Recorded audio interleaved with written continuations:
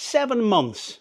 That's how long I've been using Amazon's Kindle Colorsoft, their first go at colour e-ink. And in this video, I want to give you a longer term review. Not an unboxing or a first impressions video like usual, but what it's actually like to live with this thing day in, day out. Hey friend, Mark from The Spark here, and in this longer term review, let me start by giving you the answer to what a lot of you have probably asked since this thing came out. If you've recently got a recent Kindle Paperwhite or Signature Edition, there is very little reason to upgrade. The basics haven't changed. The Colorsoft doesn't magically reinvent the Kindle, it just adds colour.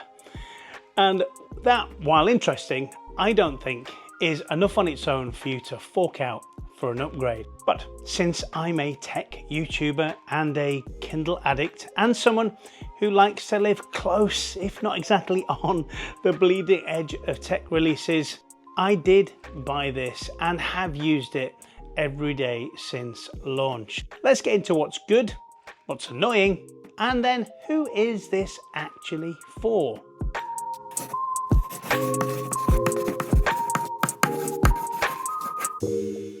Let's be clear on this. The Colorsoft is basically a Kindle Paperwhite with a 7-inch colour e-ink screen. You can't write on it, you don't get page turn buttons, and you're not getting a stylus like you would with the Scribe. It's entirely designed for reading, and that's it. It's got the same features as a Signature Edition: 32 gigabytes of storage, auto brightness, USB-C charging, warm light adjustment, waterproofing, weeks long battery life, all those usual Kindle perks. It's also got audiobook integration from Audible, so you can connect your Bluetooth headphones or speaker and away you go. But then so has the Signature Edition and the Scribe, and in fact all the Kindle versions sold since last year, 2024. I'm sure you'll correct me in the comments if I'm wrong. What makes the Colorsoft different is the colour. The clue is in the name. Amazon's used a Kaleido 3 panel in here. Now it's still muted compared to a tablet like the iPad, but in the Kindle world, this is as good as it gets for colour. This is the same colour panel technology used in other e-ink devices like Cobra's Libra Colour, but Amazon has layered it in a customised display stack with brighter LEDs around the side and special coatings to optimise both colour, clarity and contrast. So they say.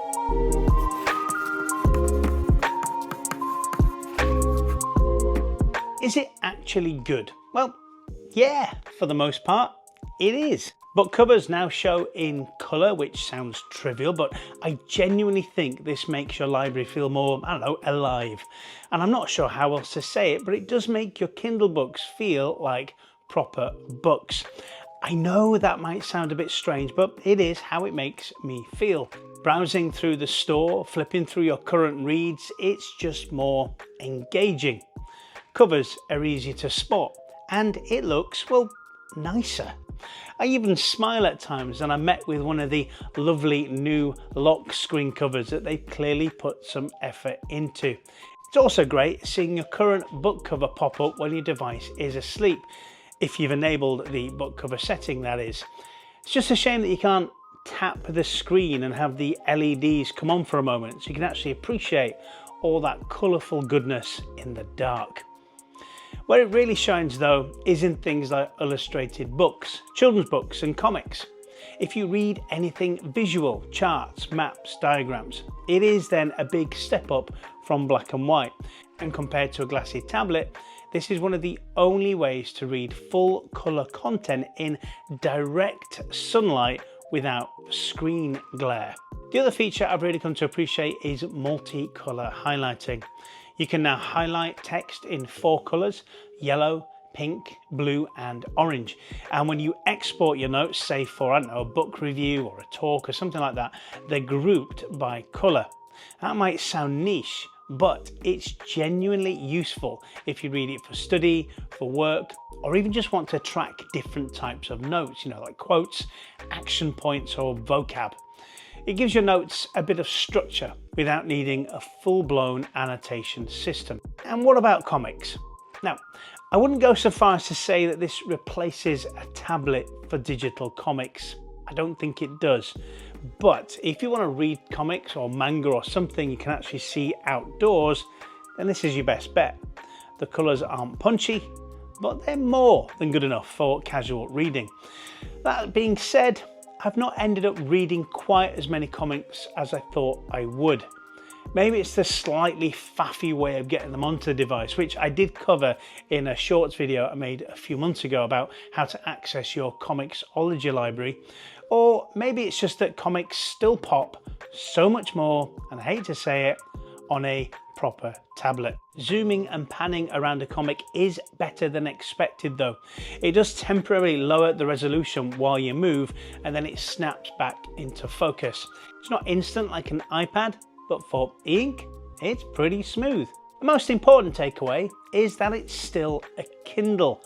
Text is sharp, it's easy on the eyes, the front light is adjustable and warm, and it lasts for weeks and weeks on a single charge. The colour layer doesn't ruin what Kindles have always done well, it just adds a layer on top.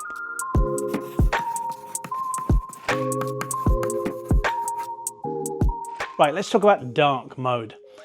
On every Kindle I've ever used, dark mode inverts everything. Menus, text, backgrounds. It's great for reading in bed or low light, which I do a lot, but not here. The Kindle Colorsoft doesn't have a true dark mode. You can invert the book pages, but the menus and everything else stays bright. So you're in bed, lights off, and you're reading happily with white text on black, and then you open the menu and a flash of white smashes into your eyeballs. It's really jarring, and with my wife laying next to me, she doesn't appreciate that either. Amazon says it's because of the way that colour eInk works. Full inversion would mess with the colours, and that's fair enough, but they do need to sort something out. At least give us a true night mode that keeps things consistent. And I'm sure that with my colour signature edition, it would remember the dark and light settings so that in just a few taps, I'd be happily continue reading. With the Colorsoft, I've got to fiddle with the brightness and warmth sliders every single time.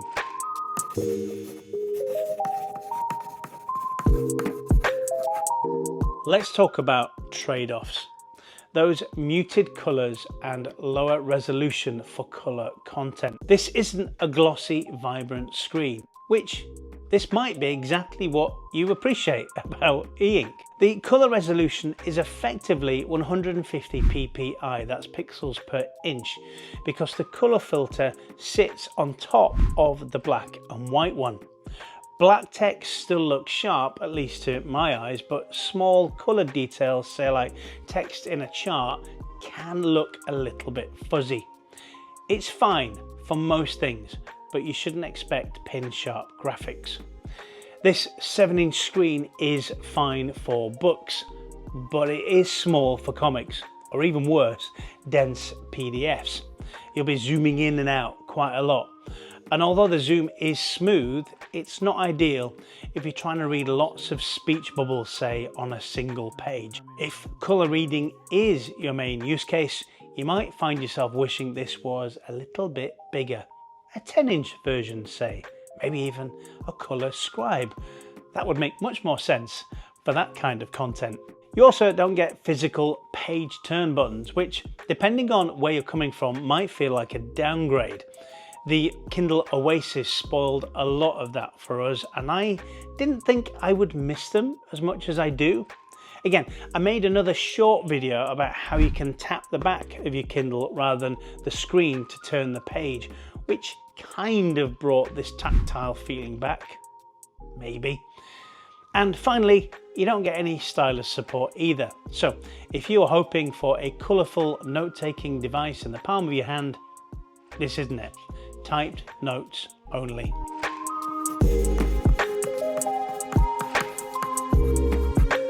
Back in the first few weeks of people getting their hands on the Kindle Colorsoft, there was a pretty widespread issue that quickly became apparent. A yellowish tint that would show quite strongly on some devices along the bottom and the sides of the screen.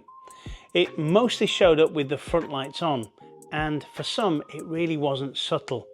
Mine had it. Not as bad as some others had reported, but enough that I sent it back, particularly when you consider the price, which I'll get onto in a sec. Now, Amazon didn't make a huge song and dance about it, but they clearly knew something was up.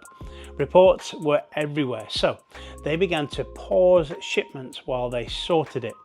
And from what's been shared online, it looks like it was down to a combination of that layering and some adhesive choices during manufacturing. Together with a software and an assembly process fix, they suggested they cured it. The replacement I got?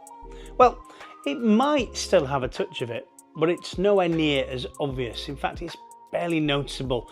I might even be imagining it.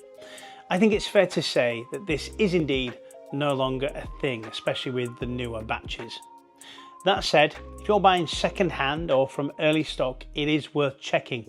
Amazon say they will replace affected units, but it's definitely something to keep an eye out for. Yellowgate happened, but it's over. Maybe.